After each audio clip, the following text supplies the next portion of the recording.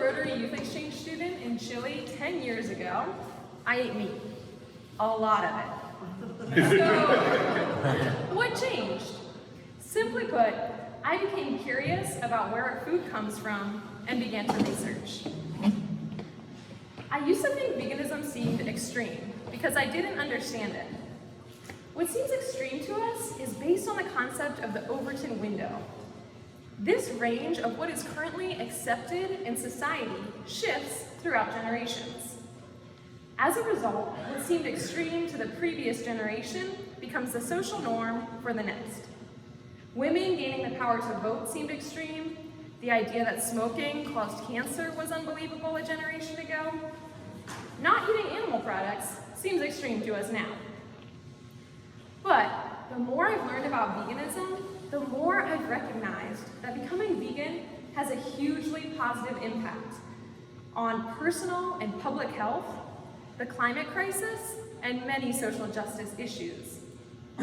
So I now run a blog called Veganspired, where I write research-backed articles about these topics. Feel free to reference my website to fact-check any information provided today. First up, climate justice. According to the largest ever food production analysis conducted in 2018 and published in the journal Science, shifting to a vegan diet is the single biggest action each of us can take to stop the climate crisis. Far bigger than cutting down on your flights or buying an electric car. We're already on a crash course for the largest mass extinction of species in 65 million years. Even if we eliminated fossil fuel emissions, we wouldn't meet the Paris Accord target with current trends in the global food system that demand energy-intensive animal products. Secondly, health justice is about making sure that we all have what we need to be healthy, regardless of education, income level, racism, classism, or other social determinants of health. It encompasses both personal and public health. Plants help prevent and treat disease. Animal products promote disease. A whole foods, plant-based diet increases your life expectancy, improves your energy, helps prevent heart disease, stroke, cancers, diabetes, obesity, multiple sclerosis, osteoporosis, kidney stones, dementia, cataracts, arthritis, and more. It even alleviates constipation and improves sexual function. I'd like to see that study. Vast amounts of evidence from academic research not funded by the animal agriculture industry support these statements, like the American College of Lifestyle Medicine, nutritionfacts.org, and the Physicians Committee for Responsible Medicine. What everyone wants to know is, where do you get your protein? If you're getting enough calories, you're getting enough protein. You essentially have to be calorie deficient to be protein deficient. All plant foods contain protein, but marketing has led many to believe that only animal products do. In fact, carnivores and vegetarians alike get on average 70% more protein than they need every day. According to the World Health Organization, we only need to consume 5 to 10% of our daily calories from protein, which plant foods naturally provide. The World Health Organization, the American Academy of Nutrition and Dietetics, and the British Dietetic Association all state that well-planned vegan diets are nutritionally adequate across the lifespan. Not only do we not need to go out of our way to get enough protein, we should be wary of getting too much protein from animal-based sources. Strong evidence from decades of high-quality studies link high-protein diets to many chronic diseases due to the fat, cholesterol, and protein itself in animal products. Research connects diets high in animal protein with numerous cancers, including colon cancer, colorectal cancer, breast and prostate cancer, as well as type 2 diabetes, inflammatory bowel disease, cardiovascular disease, kidney disease, dementia, and increased all-cause mortality. You also don't need to take care to combine protein. This is a myth that was dispelled decades ago. You will obtain all the essential amino acids from the various plant foods you eat each day. All this might be hard to believe because we've been socialized since childhood to believe that animal protein is necessary to build muscle and cow's milk builds strong bones. Yet these are unfounded claims created through powerful lobbying of the animal agriculture industry in collusion with the government. The US government spends about $38 billion annually to subsidize meat, dairy, fish, and eggs, and billions more to bail out these industries when they make less than the previous year. Every 5 years, the USDA and Department of Health and Human Services offer a new edition of the Dietary Guidelines for Americans. Yet these guidelines represent food industry interests, not current science. But, you say, my doctor says to eat animal products. Although I'm sure Dr. Adelman is different, unless doctors pursue further training on their own, most have little knowledge about nutrition and its relationship to chronic disease because medical school offers virtually none. This fact is well established, supported by research studies published from 1985 to 2017. Medical school training can even bias doctors against the power of nutrition and lead them to push pills and procedures. Furthermore, the nutrition education that's provided in medical school is typically sponsored by the food industry. Big medicine has a system profits from animal agriculture. Hospitals are in the business of treating sick people with expensive drugs and surgery after symptoms appear. They don't profit by preventing them through lifestyle changes, and drug companies can't patent prescriptions for plant foods. But the health impacts of veganism extend beyond personal health to address public health issues as well, including pandemics and antibiotic resistance. Wouldn't we all like to know how to prevent another pandemic? As it turns out, there's one big thing we can do. 3 out of every 4 emerging infectious diseases come from an animal source. There are hundreds of thousands of pathogens out there that could spill over as the next pandemic. Animal agriculture, habitat destruction, biodiversity loss, and the wildlife trade have caused our major pandemics. Already, there are 8 new types of deadly avian flu circulating in factory farms around the world, each of which has the potential to be worse than COVID. Preventing future pandemics begins with your next meal. A slower growing and lesser known pandemic is the antibiotic resistance crisis. The combination of poor hygiene and high drug use on factory farms fuels this growing pandemic. In 2015, federal research found that between 36 to 79% of meats in the supermarket contained antibiotic-resistant bacteria, depending on the type of meat. According to the Antibiotic Resistance Action Center, unless we act, we will soon face a post-antibiotic world, the end of medicine as we know it. Eventually, we're going to run out of ways to safely kill these pathogens.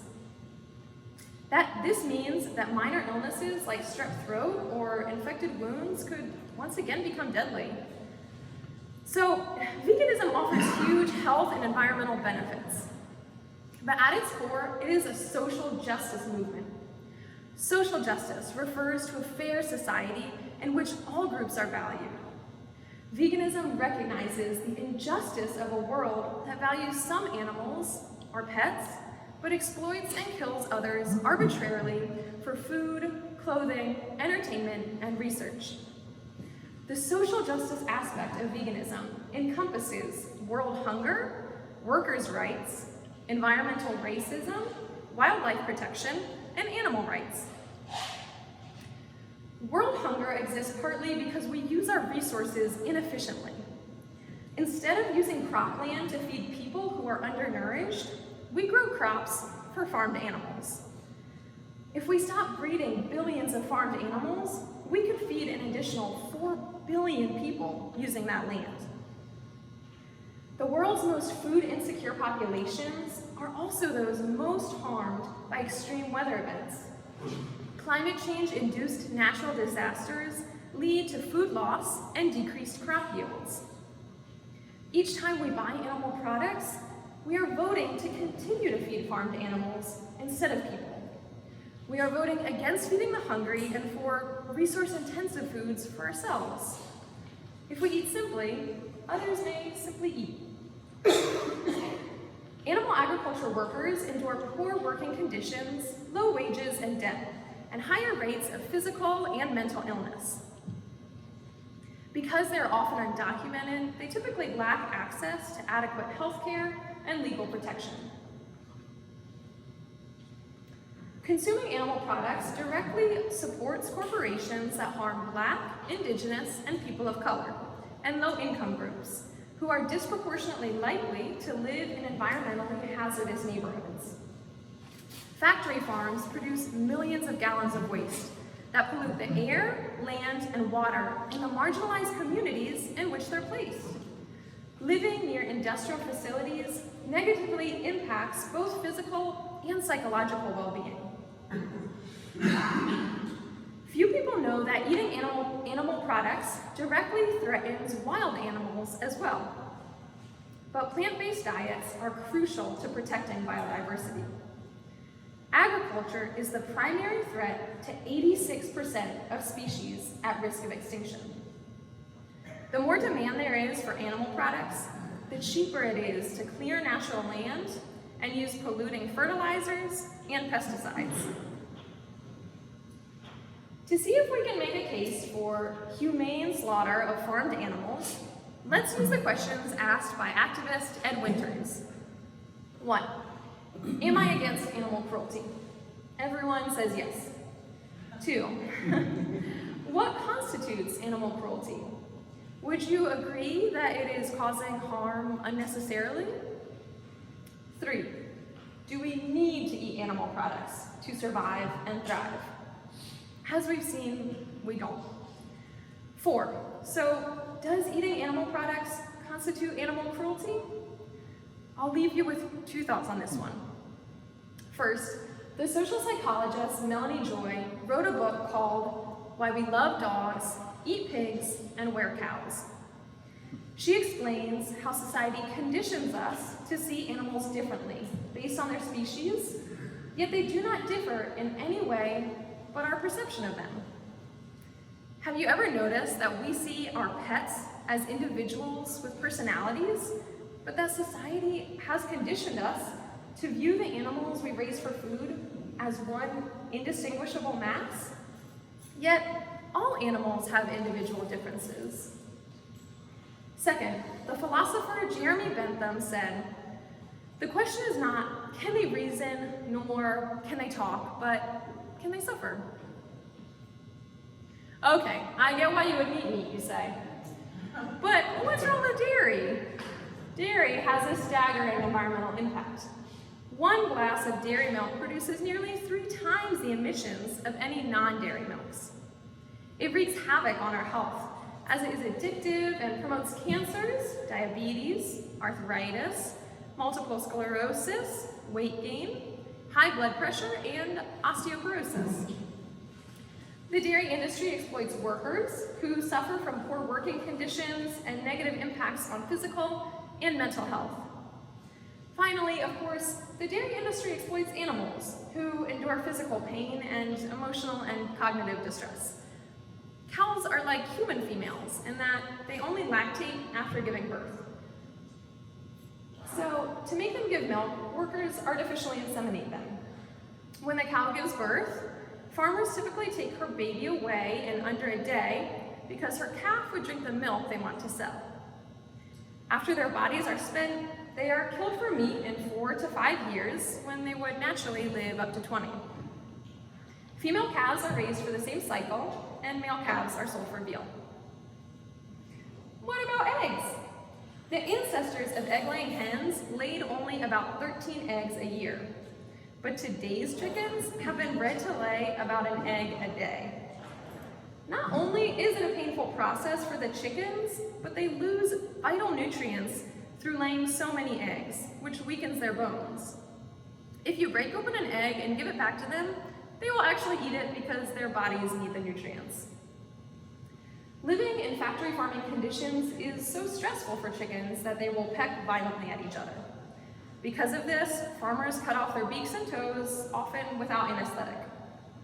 From a health perspective, it's illegal for eggs to be labeled healthy or good for you because of saturated fat and cholesterol levels. They can't even legally be labeled safe because of the likelihood of salmonella poisoning. Eggs also promote cancer, diabetes, heart attack, and stroke. Although we often overlook the impact of eating aquatic animals, commercial fishing is inherently unsustainable.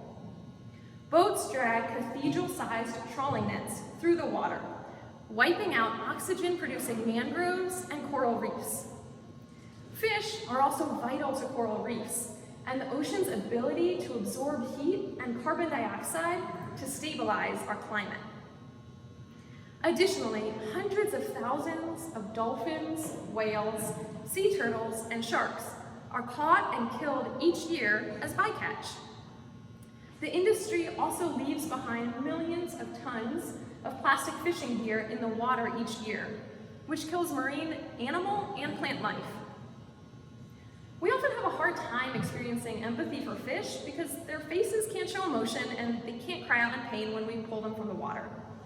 But fish, too, experience pain, have personalities, recognize individual humans, have memory, communicate, and even enjoy being petted. Although fish have been marketed for their supposed health benefits, fish contain saturated fat and cholesterol, and often contain microplastics, mercury, and toxins. We can get omega-3s without those drawbacks from walnuts and flax seeds, as well as algae oil, which is where the fish get it to begin with. The new science is this: fish are wildlife, not seafood.